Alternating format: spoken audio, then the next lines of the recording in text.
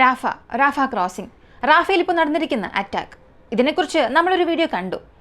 രണ്ടാമതായി കാണേണ്ടത്, ഞായറാഴ്ച ഇസ്രായേൽ ഒരു വലിയ സ്ട്രൈക്ക് നടത്തി. റാഫയിലെ ഒരു പ്രത്യേക ടെൻറ്റിൽ നടത്തുന്നു. ഈ ടെൻറ്റിൽ നടന്ന അറ്റാക്ക് വലിയൊരു സംഭവമായി മാറി 45 പേരുടെ ജീവൻ നഷ്ടമായി. ഈ 45 പേരുടെ ജീവൻ നഷ്ടമായ ആ ഒരു ടെൻറ്റ് എവിടെ നിന്നോ ഡിസ്പ്ലേസ് ആയി വന്ന കുറേ ആളുകൾ താമസിക്കുന്ന ഒരു ടെൻറ്റായിരുന്നു അത്. അവരുടെ മരണത്തിന് അമേരിക്ക പറഞ്ഞ മറുപടി, ഇസ്രായേൽ ഞങ്ങളുടെ റെഡ് ലൈൻ കടന്നിട്ടില്ല, ഇസ്രായേൽ ഞങ്ങൾ കൊടുത്ത റെഡ് ലൈനിന് ഉള്ളിൽ തന്നെയാണ് ഉള്ളത് എന്ന് അമേരിക്ക ഒരു മറുപടി പറഞ്ഞു. ഇത് അമേരിക്കയുടെ ന്യൂസ് മീഡിയ തന്നെയാണ് പറഞ്ഞത്. ഇവിടെ ജനങ്ങൾ രണ്ട് ഭാഗത്തേക്ക് തിരിഞ്ഞിട്ടുണ്ട് എന്നുള്ളത് നമുക്ക് മനസ്സിലാക്കാൻ സാധിക്കും. ഒന്ന് ഗാസയെ അനുകൂലിക്കുന്നവർ, മറ്റൊന്ന് ഇസ്രായേലിനെ അനുകൂലിക്കുന്നവർ. നിങ്ങൾ ഏത് ഭാഗത്ത് വേണമെങ്കിലും പോകാം. ഓരോ വ്യക്തികൾക്കും അവരുടേതായ നിലപാടുകൾ ഉണ്ടാകും. ഇസ്രായേലിനെ അനുകൂലിക്കുന്നവർക്ക് അവരുടേതായ നിലപാടുണ്ട്, കാരണങ്ങളുണ്ട്. ഗാസയെ അനുകൂലിച്ച് പറയുന്നവർക്ക് അവരുടേതായ കാരണങ്ങളുണ്ടാകും. എന്നാൽ ഒരു മാനുഷിക പരിഗണന എന്ന വണ്ണം ഈ ഒരു സംഭവത്തെ നമുക്ക് എങ്ങനെ വിലയിരുത്താം? ഈ വീഡിയോയിലൂടെ വ്യക്തമായി കാണാം.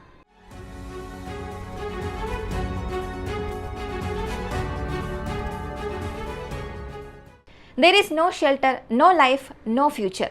പാലസ്തീനിൽ നിന്നും ഡിസ്പ്ലേസ് ആയി, അതും റാഫയിൽ നിന്ന് ഡിസ്പ്ലേസ് ആയി വന്ന മനുഷ്യർ പറയുന്ന ഒരു വാക്കാണിത്. അവിടെ വേണ്ടത്ര ഷെൽട്ടർ ഇല്ല, താമസിക്കാൻ ആവശ്യമായ സ്ഥലങ്ങളൊന്നുമില്ല. അവിടെ ഭാവിയുണ്ടോ എന്ന് ചോദിച്ചാൽ ഇല്ല. അവിടെ ഒരു ജീവിതമുണ്ടോ എന്ന് ചോദിച്ചാൽ അതുമില്ല. ഇങ്ങനെ ഒരുപാട് ജനങ്ങൾ ഗാസയെ വിട്ട്, പ്രധാനമായും റാഫയെ വിട്ട് പുറത്തേക്ക് വരുന്നു എന്നുള്ള വാർത്തയാണ് എല്ലാ മീഡിയയിലും സംസാരിക്കുന്നത്. ഓൾ ഐസ് ഓൺ റാഫ എന്നതിൻ്റെ സോഷ്യൽ മീഡിയയിൽ അത് വൈറലായതിൻ്റെ കാരണം തന്നെ അതാണ്. ഞാൻ പറഞ്ഞു, ഞായറാഴ്ച ഇസ്രായേൽ നടത്തിയ അറ്റാക്കിൽ 45 പേർ മരിക്കുന്നു. അതിലൊരുപാട് കുഞ്ഞുങ്ങൾ, സ്ത്രീകൾ, ഇങ്ങനെ എല്ലാവരും ഉണ്ടായിരുന്നു എന്നുള്ളത് നോക്കിയാൽ പോലും ലോക നാടുകൾ അതിനെതിരായി ഒരു കാര്യം പോലും പറഞ്ഞിട്ടില്ല. അമേരിക്ക പറഞ്ഞത്, ഞങ്ങളിട്ട റെഡ് ലൈൻ അവർ കടന്നിട്ടില്ല എന്ന് ഇസ്രായേലിനെ സപ്പോർട്ട് ചെയ്ത് സംസാരിച്ചു. ഇതിനുള്ള കാരണം എന്താണെന്ന് അന്വേഷിക്കുമ്പോഴാണ് ആ ഒരു സ്ഥലത്ത് വീശിയ ആ ഒരു ബോംബ് തന്നെ അമേരിക്കൻ നിർമ്മിത ബോംബായിരുന്നുവെന്ന് CNN പറയുന്നു. നമ്മൾ പറയുന്നതല്ല, CNN, അമേരിക്കയുടെ ന്യൂസ് മീഡിയ തന്നെയാണ് ഇത് പറഞ്ഞത്. അവരെറിഞ്ഞ ബോംബ്, അതിൽ ഉപയോഗിച്ച എല്ലാ വസ്തുക്കളും അമേരിക്കൻ നിർമ്മിതമായിരുന്നു. അമേരിക്ക നിർമ്മിച്ച ഒരു ബോംബ് ഇസ്രായേൽ എറിഞ്ഞു എന്നുണ്ടെങ്കിൽ അതിന് അമേരിക്ക എങ്ങനെ എതിർപ്പ് കാണിക്കും എന്നുള്ളൊരു ചോദ്യം നമുക്ക് വരുന്നുണ്ടല്ലോ. അടുത്തതായി ഇസ്രായേൽ പറഞ്ഞത്, ഞങ്ങളൊരു അന്വേഷണം നടത്തുന്നുണ്ട്, ഞങ്ങൾ ഒരു ചെറിയ അറ്റാക്കായിരുന്നു പ്ലാൻ ചെയ്തത്, പക്ഷെ അത്ര വലുതായി മാറിയതിന് കാരണം അറ്റാക്ക് നടത്തിയ സ്ഥലത്ത് ഒരുപാട് ആയുധങ്ങൾ ആ ജനങ്ങൾ വച്ചിരുന്നിരിക്കാം, അല്ലെങ്കിൽ അവിടെയുള്ള ഹമാസ് അത് സേവ് ചെയ്ത് വച്ചിരുന്നിരിക്കാം. അതുകൊണ്ടാണ് ഈ ഒരു അറ്റാക്ക് വലിയ രീതിയിലാവുകയും അത്രയും പേർ മരിക്കുകയും ചെയ്തത്. അതുകൊണ്ട് ഞങ്ങൾ ഇതിനു വേണ്ടിയിട്ടുള്ള ഒരു അന്വേഷണം നടത്താൻ പോകുന്നുവെന്ന് പുതിയൊരു പാതയിട്ടു. ഇപ്പോൾ രണ്ട് ഭാഗത്തും ഈ ഒരു പ്രശ്നം ഏതൊക്കെ രീതിയിൽ മാറിയിട്ടുണ്ടെന്നുള്ളത് നമുക്ക് മനസ്സിലാക്കാൻ സാധിക്കും. അമേരിക്ക അവർ നിർമ്മിച്ച ബോംബാണ് ഇസ്രായേൽ വീശിയതുകൊണ്ട് ഒന്നും പറയാതെ സൈലന്റ് ആയിരിക്കുകയാണ്. അതേസമയം ആ ഒരു സ്ഥലത്ത് വെയർഹൗസ് ഉണ്ടാകാം, ഹമാസിന്റെ ആയുധങ്ങൾ അവർ അവിടെ വച്ചിട്ടുണ്ടായിരുന്നിരിക്കാം എന്ന് ഇസ്രായേൽ പറയുമ്പോൾ ഈ ഒരു സ്ഥലത്ത് അടുത്തൊരു പ്രശ്നം വരുന്നുണ്ട്. അമേരിക്കയുടെ ആ ഒരു ബോംബ് GBU-39 എന്ന ബോംബാണ് ഇസ്രായേൽ ഉപയോഗിച്ചതെന്നും പറയുന്നു. ഇത് വീശിയ ആ ഒരു ടെന്റ് അല്ലെങ്കിൽ ആ ഒരു ക്യാമ്പ് ഏതെന്ന് നോക്കിയാൽ കുവൈറ്റ് പീസ് ക്യാമ്പ് 1 എന്ന് പറയും.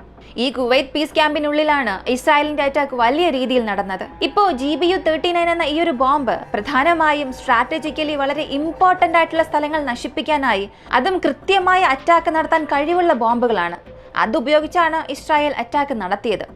ഇവർ പറഞ്ഞതുപോലെ ഒരു ചെറിയ അറ്റാക്കായിരുന്നു പ്ലാൻ ചെയ്തത് എന്നുണ്ടെങ്കിൽ ഇത്രയും വലിയൊരു ബോംബ്, അതും സ്ട്രാറ്റജിക്കലി വളരെ ഇമ്പോർട്ടൻ്റ് ആയിട്ടുള്ള സ്ഥലങ്ങളെ നശിപ്പിക്കാൻ കഴിവുള്ള അങ്ങനെ ഉപയോഗിക്കുന്ന ബോംബ് ഇസ്രായേൽ ഉപയോഗിക്കേണ്ട ആവശ്യമേ ഇല്ലായിരുന്നു. അങ്ങനെയാണെങ്കിൽ ഇസ്രായേൽ പറഞ്ഞത് അവിടെ തന്നെ ഒരു കള്ളമാണെന്ന് തെളിഞ്ഞു. അമേരിക്ക ഇസ്രായേലിനെതിരെ സംസാരിക്കാതിരിക്കുന്നതും അവർക്കറിയാവുന്ന സത്യം പുറം ലോകം അറിയാതിരിക്കാൻ വേണ്ടിയാണ്. അതുപോലെ അവിടെ ആയുധങ്ങൾ അവർ ഒരുപാട് സേവ് ചെയ്തിട്ടുണ്ടായിരുന്നു, അതുകൊണ്ടായിരുന്നു പൊട്ടിത്തെറിച്ചത്, ഇത്രയും വലിയ രീതിയിലുള്ളൊരു പൊട്ടിത്തെറി ഉണ്ടായതെന്ന് ഇസ്രായേൽ പറയുന്നതും മറ്റൊരു കള്ളമാണ്.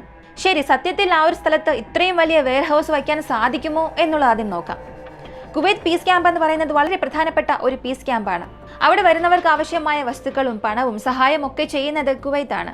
അതുകൊണ്ടാണ് അതിനെ കുവൈറ്റ് പീസ് ക്യാമ്പ് എന്ന് പറയുന്നത്. ഈ പീസ് ക്യാമ്പിനുള്ളിലേക്ക് വരുന്നവരെല്ലാം അവിടെയുള്ള മിലിറ്ററി വലിയ രീതിയിൽ പരിശോധിച്ചാണ് അകത്തേക്ക് കയറ്റുന്നത്. അങ്ങനെ വ്യക്തമായി പരിശോധന നടത്തി അതിനകത്തേക്ക് കയറി വരുന്ന ജനങ്ങളുടെ കയ്യിൽ അത്രയും വലിയ ആയുധങ്ങൾ, വെടിമരുന്നുകൾ ഉണ്ടാകാൻ സാധ്യതയുണ്ടോ എന്നുള്ളതിന് CNN തന്നെ അങ്ങനെ ഒരു സാധ്യത ഇല്ല എന്നാണ് പറയുന്നത്.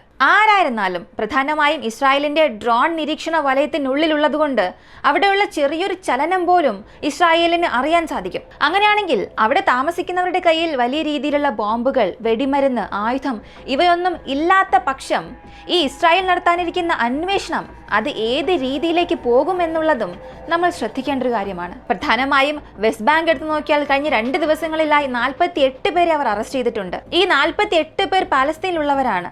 അവർ എന്ത് തെറ്റാണ് ചെയ്തതെന്ന് ചോദിച്ചാൽ ഇസ്രായേൽ അവിടെ പരിശോധനയ്ക്കായി വന്നു. അവർക്ക് എതിരായി ഇവർ എന്തോ സംസാരിച്ചു, അല്ലെങ്കിൽ അവരെ തുറിച്ചു നോക്കി എന്നതിന്റെ പേരിൽ അവരുടെ പക്കൽ ബോംബുണ്ട്, തോക്കുണ്ട്, ഇങ്ങനെയൊന്നും അല്ല അവരെ അറസ്റ്റ് ചെയ്തത്. അവരോടെന്തോ എതിർത്ത് സംസാരിച്ചു, തുറിച്ചു നോക്കി, ഇങ്ങനെയുള്ള ചെറിയ കാരണങ്ങൾ പറഞ്ഞാണ് ഇത്രയും പേരെ അറസ്റ്റ് ചെയ്തത്. അവിടെയുള്ള 2 പേർ ഇസ്രായേൽ നടത്തിയ അറ്റാക്ക് വഴി മരിച്ചു എന്നുള്ള വാർത്തയും വരുന്നുണ്ട്. ഇങ്ങനെ ഒരു ഭാഗത്ത് ഇസ്രായേൽ അവിടെയുള്ള പാലസ്തീനരെ അറസ്റ്റ് ചെയ്യുമ്പോൾ മറ്റൊരു ഭാഗത്ത് റാഫേൽ താമസിക്കുന്ന ജനങ്ങളെ മറ്റെവിടെയെങ്കിലും പോകണമെന്ന് പറഞ്ഞ് ഒഴിപ്പിക്കുകയും ചെയ്തിട്ട് റാഫയെ മുഴുവനായും ഒഴിപ്പിക്കുകയാണ് ഇസ്രായേൽ ചെയ്യുന്നത്. ഇപ്പോൾ നിങ്ങൾക്കൊരു ചോദ്യം വരാം, ഹമാസ് പിടിച്ചു വച്ചിരിക്കുന്ന കുറച്ചു പേരുണ്ടല്ലോ, തടവുകാർ, അവരെ മോചിപ്പിക്കുകയാണെങ്കിൽ ഈ ഒരു യുദ്ധം അവസാനിക്കുമല്ലോ എന്ന്. ശരിയാണ്, മോചിപ്പിക്കാൻ ഹമാസ് തയ്യാറായ സമയത്ത് പോലും നെതന്യാഹു എന്ത് പറഞ്ഞു എന്നറിയാമോ? ഇന്ന് മോചിപ്പിക്കുകയും ഈ ഒരു യുദ്ധം താൽക്കാലികമായി അവസാനിപ്പിച്ചാൽ പോലും ഹമാസ് ഞങ്ങളുടെ ജീവിതത്തിൽ വീണ്ടും വരാനുള്ള സാധ്യതയുണ്ട്. അതുകൊണ്ട് ഹോസ്റ്റേജസിനെ റിലീസ് ചെയ്യുന്നതല്ല ഞങ്ങളുടെ ലക്ഷ്യം. മുഴുവൻ ഹമാസ് എന്ന നെറ്റ്വർക്കിനെ തന്നെ നശിപ്പിക്കുന്നതാണ് ഞങ്ങളുടെ ഉദ്ദേശം. ഇങ്ങനെയുള്ളപ്പോൾ തീർച്ചയായും ഇസ്രായേൽ അവരുടെ യുദ്ധം അവസാനിപ്പിക്കില്ല.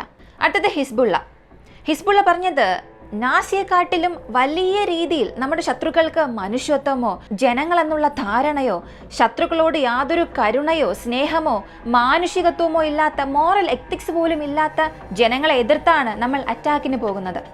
അതിനായി ഹിസ്ബുള്ളയിൽ എല്ലാവരും തയ്യാറാകണമെന്ന് ഹിസ്ബുള്ളയുടെ സെക്രട്ടറി ജനറൽ ഒരു അറിയിപ്പ് കൊടുത്തു. ഈ ഒരു അറിയിപ്പ് വന്ന ഉടനെ വീണ്ടും ഇസ്രായേലിൽ ഒരു എയർ സൈറൻ മുടങ്ങാൻ തുടങ്ങിയിട്ടുണ്ട്. ഇപ്പോൾ ഹിസ്ബുള്ളയ്ക്കെതിരെ ലെബനൻ ഭാഗത്തും ഇസ്രായേൽ അറ്റാക്ക് തുടങ്ങി എന്നുള്ളതാണ് അവസാനമായി കിട്ടിയൊരു വിവരം. റാഫയിലും ഹിസ്ബുള്ളയുടെ സദൻ ലെബനൻ ഭാഗത്തും ഇസ്രായേൽ അറ്റാക്ക് നടത്തുന്നു എന്നുണ്ടെങ്കിൽ അടുത്തതായി ഇസ്രായേലിന്റെ പരിശ്രമങ്ങൾ തീർച്ചയായും ഏതൊക്കെ നെറ്റ്വർക്ക് ഹമാസിന് അനുകൂലമായി ഉണ്ട് എന്നുള്ളത് നോക്കി അവിടെ അറ്റാക്ക് നടത്തുക എന്നുള്ളതായിരിക്കും. അവരെ എതിർത്ത് ചോദ്യം ചോദിക്കേണ്ട ഇറാൻ പോലുള്ള നാടുകൾ പോലും ഇപ്പോൾ വളരെ ശാന്തരാണ്. കാരണം നേരത്തെ ഇറാനുണ്ടായ പ്രശ്നങ്ങളിൽ നിന്നും ഇതുവരെയും അവർ കരകയറി വന്നിട്ടില്ല. ഈ ഒരു സമയത്ത് റാഫ എന്ന സ്ഥലത്ത് ഇസ്രായേൽ ഇത്രയും വലിയൊരു അറ്റാക്ക് നടത്തുമ്പോൾ അറബ് നാടുകൾ എന്ത് തീരുമാനങ്ങളാണ് എടുക്കാൻ പോകുന്നത്? ഹിസ്ബുള്ളയുടെ അടുത്തഘട്ട തീരുമാനങ്ങൾ എന്തെല്ലാമായിരിക്കും? ഈയുടെ അവസാനം ഞാൻ നിങ്ങളോട് ചോദിക്കാൻ ആഗ്രഹിക്കുന്നത്, ഈ റാഫേൽ നടന്ന അറ്റാക്കിന് ലോകനാടുകൾ, അറബ് നാടുകൾ എങ്ങനെയായിരിക്കും അടുത്ത് പ്രതികരിക്കാൻ പോവുക? അമേരിക്കൻ നിർമ്മിത ബോംബുകൾ ഇസ്രായേൽ എറിഞ്ഞതുകൊണ്ടാണോ അമേരിക്ക ഇസ്രായേലിനെതിരെ ഒന്നും പറയാത്തത്? അല്ലെങ്കിൽ ഈ ഒരു അറ്റാക്കിനും അമേരിക്കയ്ക്കും തമ്മിൽ മറ്റെന്തെങ്കിലും ബന്ധമുണ്ടാകുമോ? നിങ്ങളുടെ അഭിപ്രായം കമന്റിൽ പറയുക. വീഡിയോ ഇഷ്ടമായാൽ ലൈക്ക് ചെയ്യുക, ഷെയർ ചെയ്യുക.